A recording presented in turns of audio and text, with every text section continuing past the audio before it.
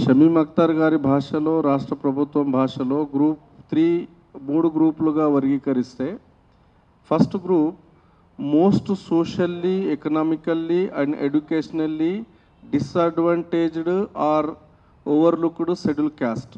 దానికి ఇచ్చిన శాతం 1%. ఎవడండి ఈయన? అత్యంత వెనుకబడిన వాళ్ళకు 1% ఇచ్చి న్యాయం చేస్తాడా? అత్యంత వెనుకబడిన వాళ్లకు గ్రూప్ 1లో చేర్చి 1% ఇచ్చి న్యాయం చేస్తాడు. అసలు బుద్ధి ఉందా ముఖ్యమంత్రికి? షమీమ్ అఖ్తర్కు ఉందా? రెండవది, గ్రూప్ 2లో మోడరేట్లీ బెనిఫిటెడ్ షెడ్యూల్ క్యాస్ట్ వాళ్లకు 9%.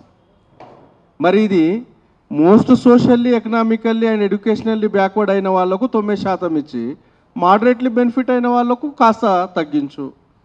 ఇంకోటి గ్రూప్ 3లో సిగ్నిఫికెంట్లీ బెనిఫిటెడ్ షెడ్యూల్ క్యాస్ట్ అని అంటాడు.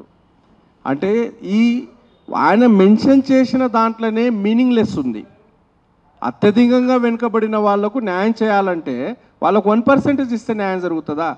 15% రావాల్సిన వాడిని ఎత్తుకెళ్ళి 1%కి నెట్టేస్తే అది న్యాయమా? ఇదన్నీ ఆలోచించాలి.